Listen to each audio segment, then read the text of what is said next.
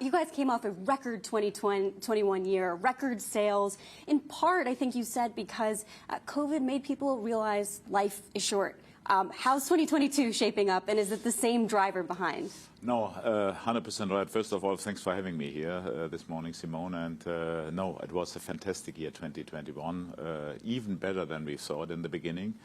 And yes, there is a certain, let's say, truth in it, what I said, that people recognized or acknowledged that life can be short, and that made them think you only live once.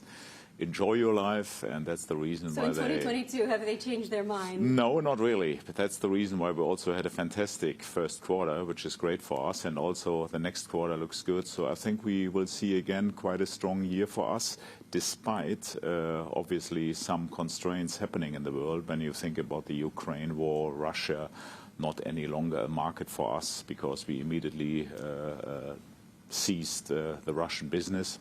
So give me a sense of how your order book looks like overall and how that's impacted your order book generally. Yeah, I mean, we've never sold so many cars to Russia by intention. We always kept it pretty, let's say, limited.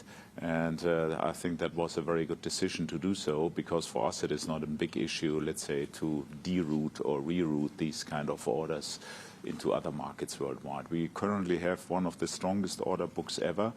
If you order today, you will probably take delivery in a year, even longer. A black batch Cullinan, just to use this example, you probably wait until fall next year already. Wow. And that's a pretty long order bank. And I mean, it's great business for us, yeah, and it's all over the world, pretty strong. I mean, we currently see in China, due to COVID lockdowns, a certain slowdown.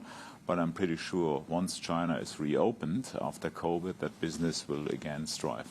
Well, a big thing for our Bloomberg viewers is the chip shortage. I know you've told my colleagues in the past that BMW gave you guys first priority allocation in terms of semiconductors. Is that still the case? And how much visibility do you have right now into chip supply? I mean, so far we have been very lucky because the group provided us with everything we needed. There are some chips we need to source ourselves, and we are on it daily. We haven't lost a single car due to chip shortage worldwide, and I think it was a very wise decision as well by the BMW Group, because you can imagine contribution margins per car are in the brand Rolls-Royce the highest, and for that reason it's good to get all the chips from them, and yeah, that made our business also very robust and yeah, running.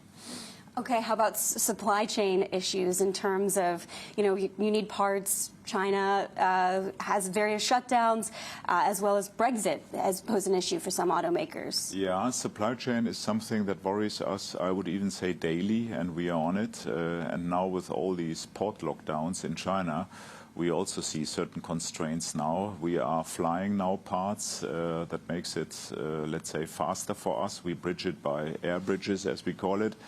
And I think that's something which you really need to concentrate on daily, and to make sure that your production still gets all parts. If only one part is missing, I can't finish the product, obviously. Your point about Brexit. Brexit is not really such an issue for us. It's a little bit more complicated now, maybe to export and import parts. But I think we got over it, and it is now something we understand and how we handle that, and for that reason that's not an issue that puts any constraints currently on our business. You're here in Doha in part to open a new showroom. This is a place where you don't even really see very many hybrids driving around, and electric vehicles are the key for you, all electric by 2030. So how do you go about selling these vehicles in a place where there's been slow uptake? Yeah, I mean, for us, this is not automotive business we are in. Sounds funny, yes, our products have four wheels. It is technically automotive, but the rationale for buying a Rolls-Royce is luxury good. And I think as long as the proposition is excellent, I'm not worried about that. And rest assured, Spectre, that's the car you are talking about, our very first electric Rolls-Royce that comes into the market by end of next year, will be a stunning Rolls-Royce, promised, and it will not in any way disappoint clients. It is first of all a Rolls-Royce, and second, it's an electric car. We also know that all our clients do have many, many cars in their garages. It's similar to like our wardrobes. You have for every occasion the right means of transportation. So they need to have a Rolls-Royce, a Spectre, an electric vehicle in there. And it's anyhow about all of them have home charging without any problem. They have charging at the offices where they travel to. It's never long distance travels.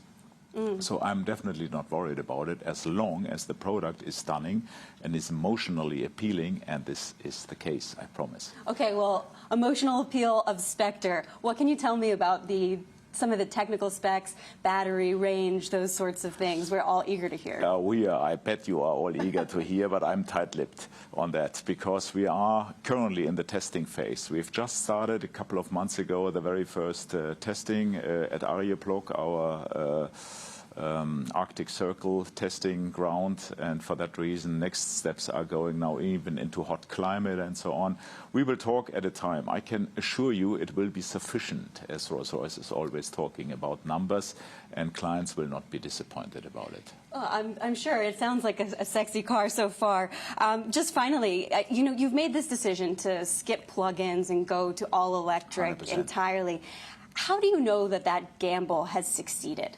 I mean, first of all, we are probably the most customer-centric company on earth.